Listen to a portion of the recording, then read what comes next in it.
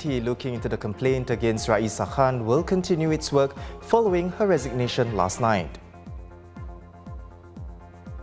New rules for those visiting libraries: you must be vaccinated or show a negative pre-event test result. And in our new Living Well segment, we find out why more people are seeking help for snoring.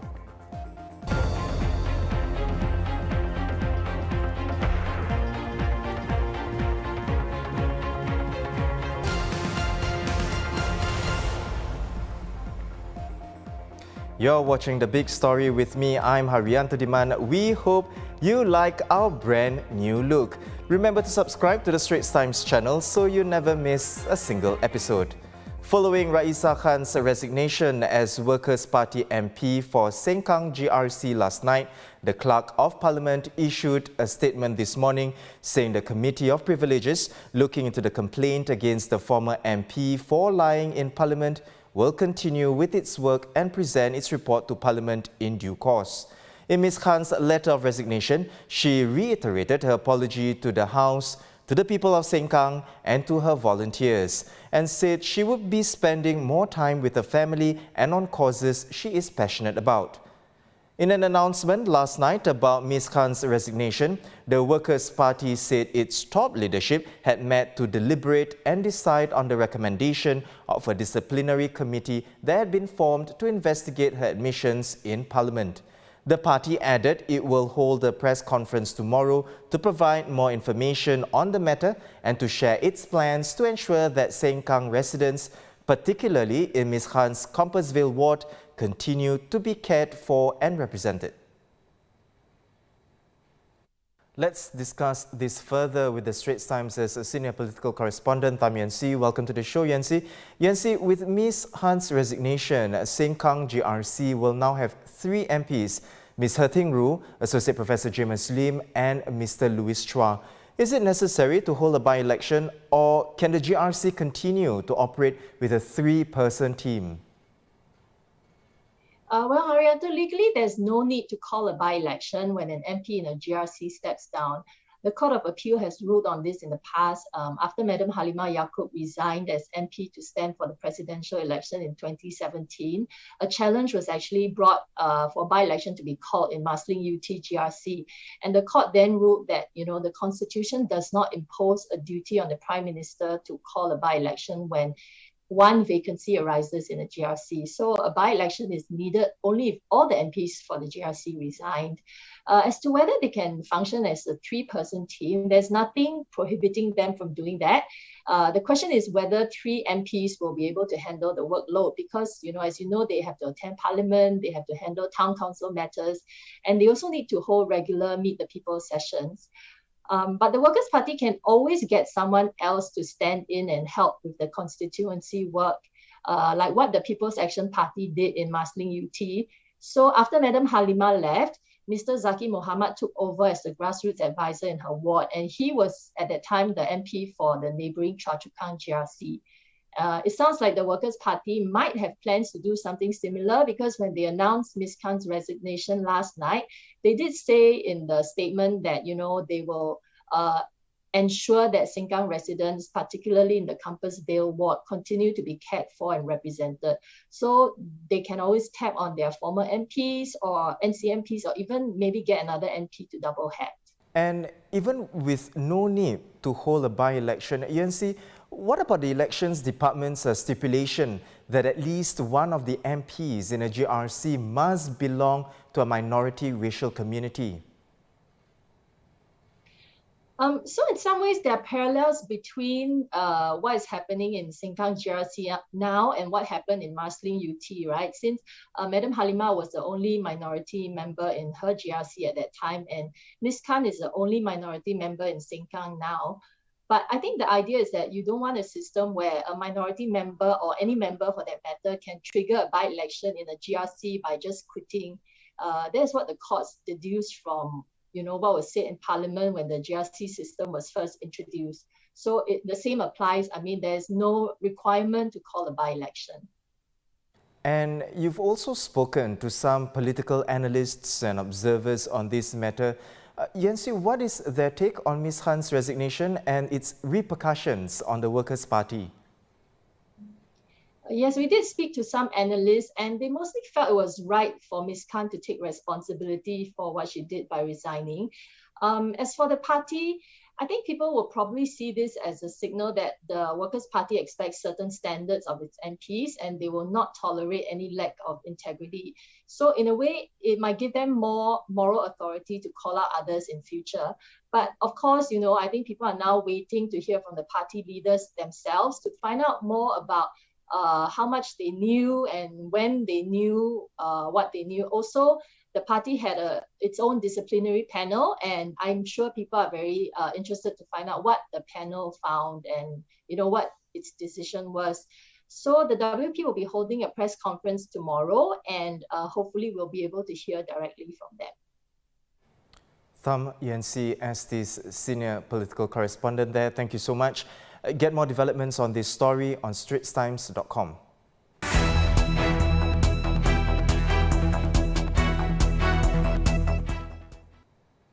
In other local headlines, the expansion of the vaccination differentiated safe management measures to more venues kicking in today. Now, queues formed outside libraries this morning, like the one here at Bishan Public Library.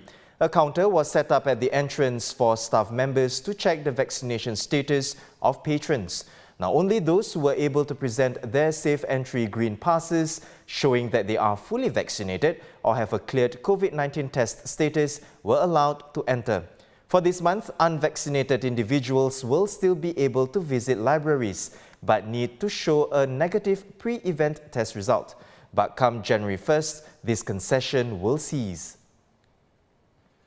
Singapore's labour market is seeing improvements with the overall employment rate rising across all age groups. In particular, the rate for seniors aged 65 and above picked up at a faster pace, thanks to efforts to raise their employability. According to the Manpower Ministry's latest figures, Singapore residents also saw real incomes rebounding to around pre-COVID-19 levels. After taking inflation into account, real median income rose 1.1% from the 0.4% decline the previous year. For lower earners at the 20th percentile, these full-timers saw their income jump by 4.6%, not including government payouts. Looking ahead, Manpower Minister Tan See Leng says we are not completely out of the woods, as while the numbers show improvement, they have not fully returned to pre-COVID levels. In 2020, incomes took a hit for the first time in 16 years due to the pandemic.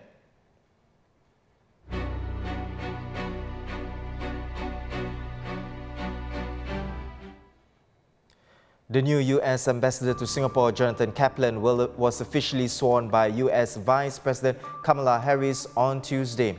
The post has been empty since the previous ambassador, Kirk Wager, left at the end of the Obama administration. Mr. Kaplan's background is in business and technology.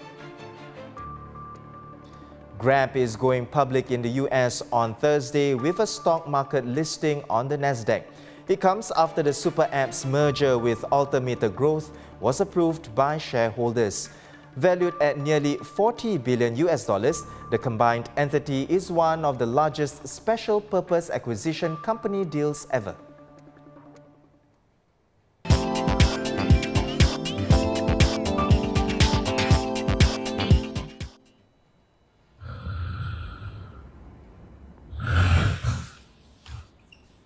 Ever wonder why some people snore and others don't? Now, snoring is actually very common and not usually serious, but for some individuals, it can become a medical problem.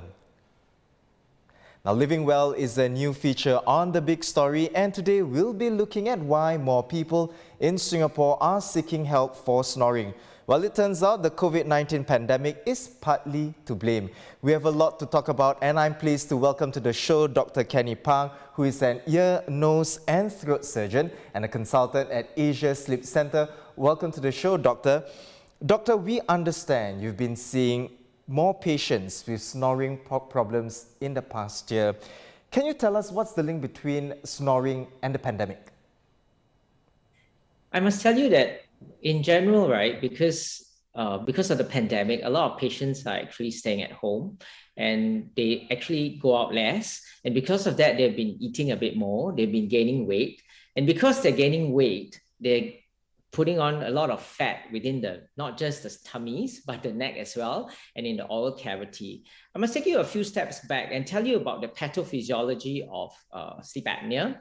Basically, snoring and obstructive sleep apnea is a balance between the box, which is the jaw, the lower jaw, and the upper jaw, which is your maxilla and your mandible, and the balance between that and the contents. The contents are the soft tissues, which include the palate, the tongue, the tonsils, the nose, as well as the lateral pharyngeal walls, which is the oral cavity.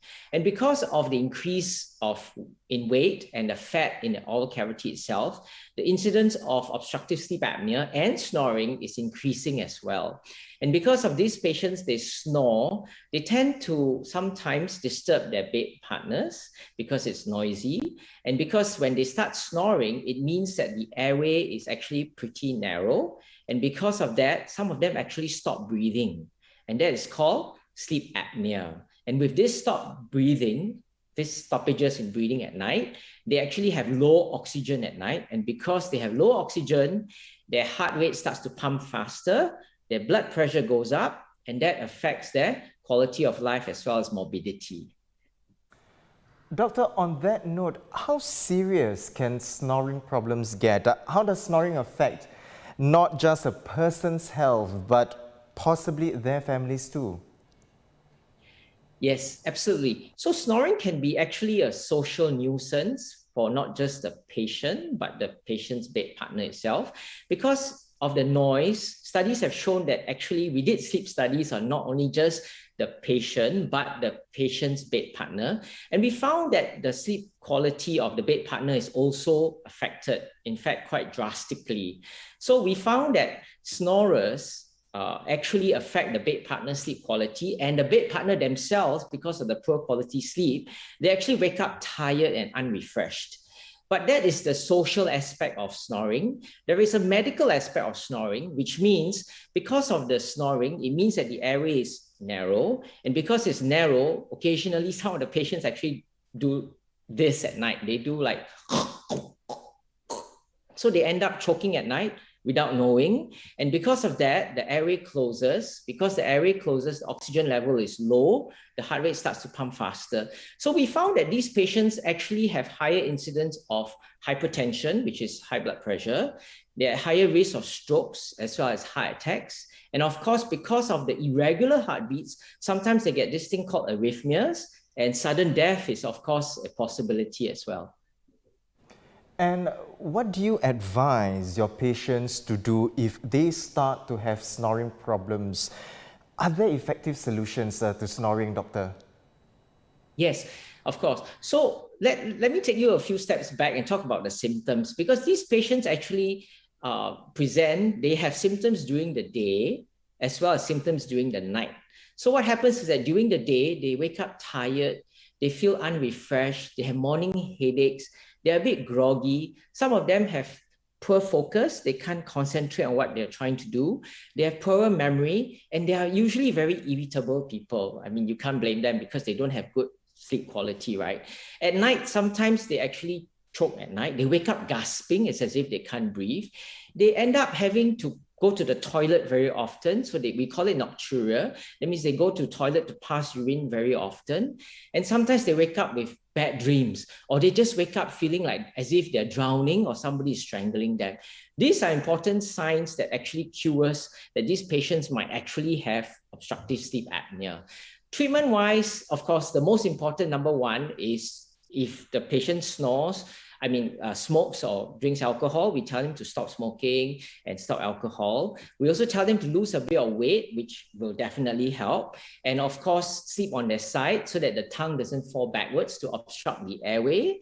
And if necessary, please see a sleep specialist, of course, to get evaluated, get a sleep test done. There are many other methods of treatment. One of them is the mask. It's this special, we call it the continuous positive airway pressure mask, which comes with a machine. And this machine is actually like a reverse vacuum cleaner, so to speak. That means to say that when the patient stops breathing, like that, the machine it will blow air into the patient's airway to keep the airway open. Then, of course, we do have some denture devices that kind of like holds the patient's jaw forward so that the airway behind opens up a little bit. Then, of course, there are selected patients who are also amenable to surgery, and surgery does help as well. Well, thank you so much, Doctor, for your advice and your time and for coming on to the show. Dr. Kenny Pang, ENT surgeon and consultant at Asia Sleep Centre. According to a study, Singapore is one of the top places in a global league of so-called snoring capitals. Wow, I did not know that. My colleague Amrita Kaur has written more on why Singaporeans have been seeking help for snoring in the past year. Have a look at her story in today's paper and at str.sg/livingwell. And that's the big story for today. Visit straitstimes.com for more news and our YouTube channel for more videos. Remember to subscribe by hitting the red button below. I'm Haryanto Diman and I'll see you tomorrow.